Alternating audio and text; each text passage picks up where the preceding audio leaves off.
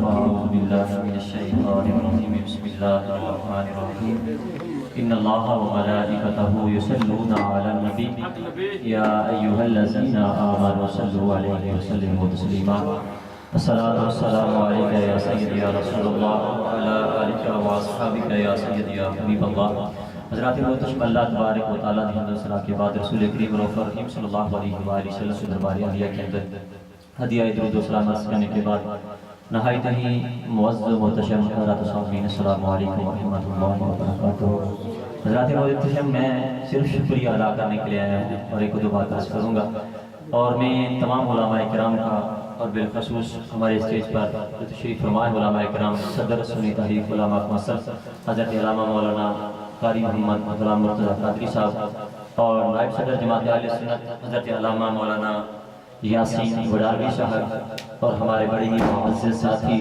حضرت علامہ مولانا غلام محمد روحانی صاحب اور ہمارے واسطی کو سے تشریف لائے ہوئے ہمارے مہمان حضرت علامہ مولانا قاری محمد جاوید بخاری صاحب اور ہمارے سنی تحریک صدر مجاہد اہل سنت عاشق رسول بائی محمد شاہد نواز فرائض صاحب اور رہنما سنی تحریک ریس ہمارے محترم مجاہد اہل سنت راجہ محمد اشفاق قادری صاحب اور سنی تحریک گریس کے نائب صدر بھائی محمد ظہیر صاحب اور متامارفس سنی تحریک کے صدر بھائی محمد افضال صاحب اور جتنے بھی اشاقان غیری وہ بھی تشریف لائے، میں تمام کا شکریہ ادا کرتا ہوں اور شکریہ ادا کرنا ہمارا حق بھی ہے کیونکہ آپ ہمارے مقتدی ہیں اور ہم آپ کے امام ہیں، اور امام کا حق ہوتا ہے اپنے مقتدیوں کا شکریہ ادا کرنا اور مطلب نہ لے لینا۔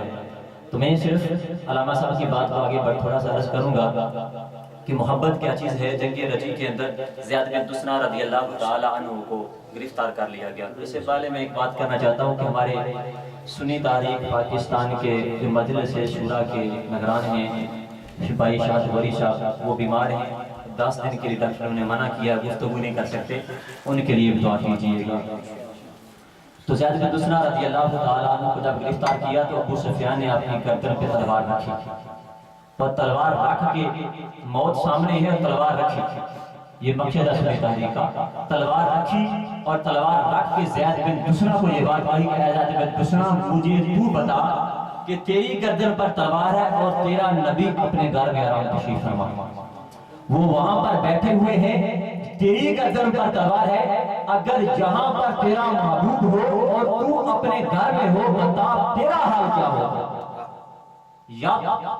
یہ بات ابو سفیان نے زید بن دسنا کو یہ بات کہی تو زید بن دسنا کی گردن پر تلوار ہے اور تلوار کے نیچے سے آواز آتی ہے اور فرمایا اے ابو سفیان تو یہ بات کہتے ہیں کہ یہاں پر میری گردن پر تلوار ہے اور تو یہ پوچھنا چاہتا ہے اگر تیری جگہ پر تیرا محبوب لیٹا ہوا ہو اور اس کی گردن پر تلوار ہو اور پھر تیرے ایمان کا حال کیا ہوگا۔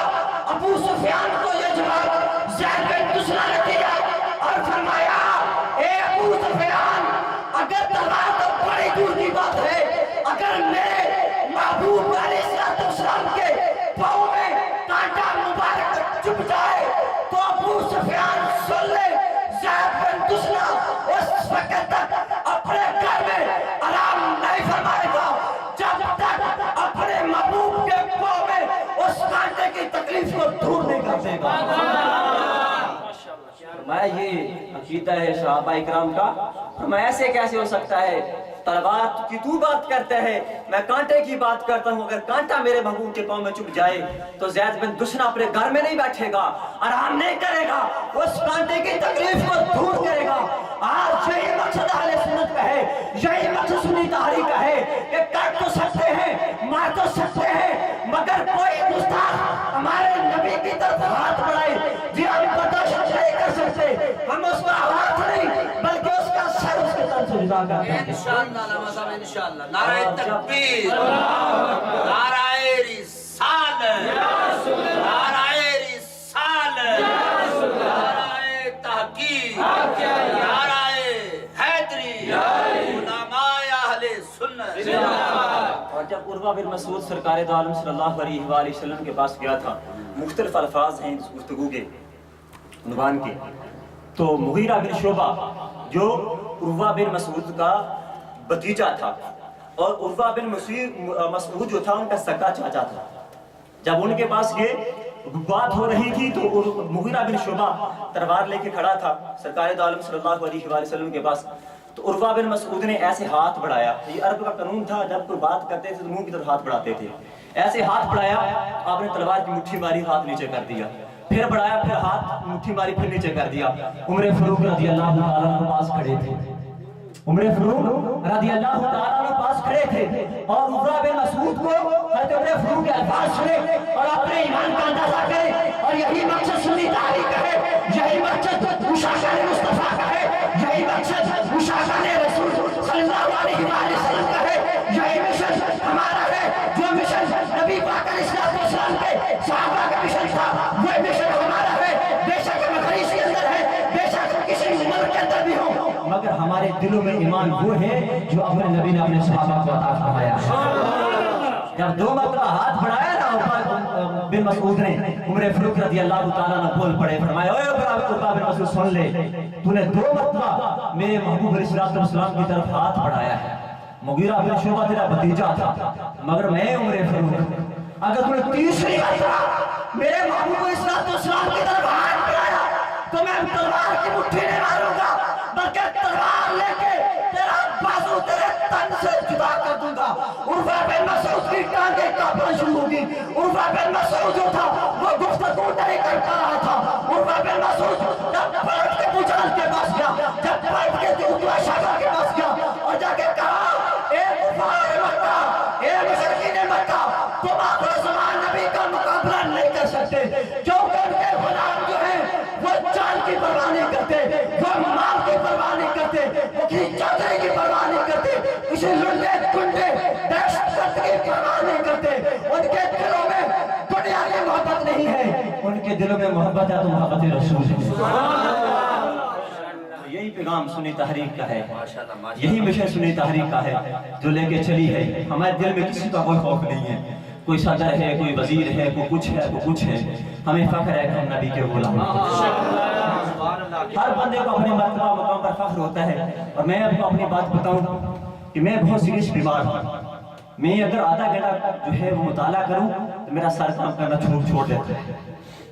اور یہ جادو کے اثرات ہیں, دعا کریں اللہ تبارک و تعالیٰ میں صحت عطا فرمائے. ٹھیک ہے, رات کو یہ معاملہ ہوا تھا اور مجھے میرا سر کام نہیں کر رہا تھا. میں نے کہا تھا کہ میں نہیں جاؤں گا, مگر علماء کرام نے فرمایا اور میں یہاں پر حاضر ہو گیا. تو میرے بھائیو, ہمیں فخر ہے کہ ہمارے دل میں محبت رسول ہے. ہم مر تو سکتے ہیں مگر اپنے نبی کا نام نہیں چھوڑ سکتے. ہم گردنیں کٹوا سکتے ہیں, آقا علیہ السلام سے اپنی نسبت کو ختم نہیں کر سکتے. تو میرے بھائیو, یہی بہت دیوانہ پیغام ہے صحابہ اکرام کا بھی, اور وہ مشن ہم جو آپ کو بتا رہے ہیں. حضرت ام ایمن رضی اللہ تعالیٰ عنہا سرکار دو عالم صلی اللہ علیہ وآلہ وسلم کے پاس تشریف فرما تھی. میرے آقا نے بول مبارک کیا, فرمایا ام ایمن کو, ام ایمن سے باہر جا کے پھینکا ہوگا. ام ایمن نے وہ پیالہ ہاتھ میں لیا, ہاتھ میں لے کے باہر جاتی ہے, سوچتی ہے کہ نبی پاک علیہ السلام کا بول مبارک ہے, تاریخ اتنی ہے, بیان کر رہا ہوں. جب وہ پیالہ پکڑا, دل میں خیال آیا کہ یہ پیالہ میں اگر زمین پر پھینکوں گی کسی کافر کا پاؤں گزرے گا, کسی فاسق کا, کسی فاجر کا. گٹر میں پھینکوں گی, لوگوں کے پیشاب ہوں گے, بہتری ہو جائے گی. پیالہ منہ کو لایا, سارا کا سارا بول مبارک پی لیا. بول مبارک پیا, سرکار کی بارگاہ میں آ گئی.